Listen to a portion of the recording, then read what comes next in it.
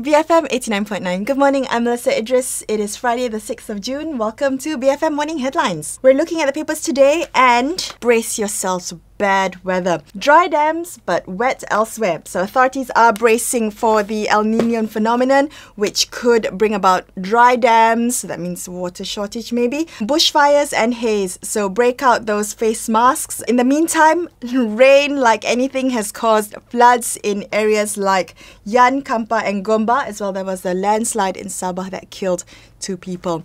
So watch out for the weird weather coming up. The Sun has this piece on MC Watch. So what's happening is that there's this proposal to set up a central repository database that will track how many MCs you take a year and who gives you those MCs.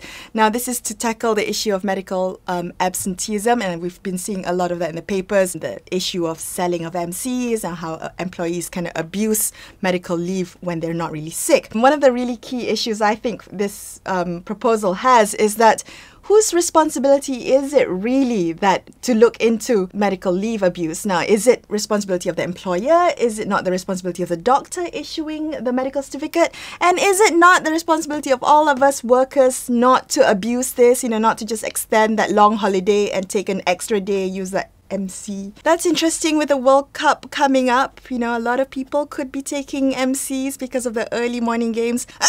Oh gosh, I feel like a cold coming. I may be sick on the 12th of June, just to let you know. Utusan is asking, wajarkah? Now, this is about the Sultan of Johor having power on this Housing and Real Property Board to hire board members, to oversee accounts, and to even make decisions to dissolve the board. What this means is that the Sultan of Johor will then have direct involvement in the administration of the state. Moving on to NST, security issues in Sabah. According to Datuk Seri Hishamuddin Hussein, he says it's a matter of graft and not because of a lack of defence assets. Now, he's blaming corruption, he's blaming information leaks, as well as credibility of security forces. I don't know what he means by that, but apparently that's one of the issues that he will be looking at when he's reviewing the ESCOM guidelines. Speaking of security, Malay Mail has this story of criminal intimidation of the media. So apparently the editor emeritus of Malay Mail got assaulted at this back alley by 5 thugs in broad daylight, and they told him, stop writing stories that will hurt our business. They didn't say what story they were referring to. Clearly they probably didn't think this through, but they just went for the criminal intimidation, hopefully. But Malay Mail says they won't silence us. Good for you, Malay Mail. Okay, I'm going to end with my word for the day. My word for the day is sick.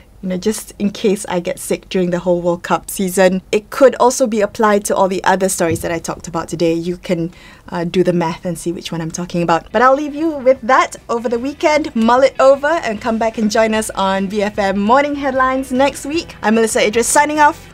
BFM 89.9.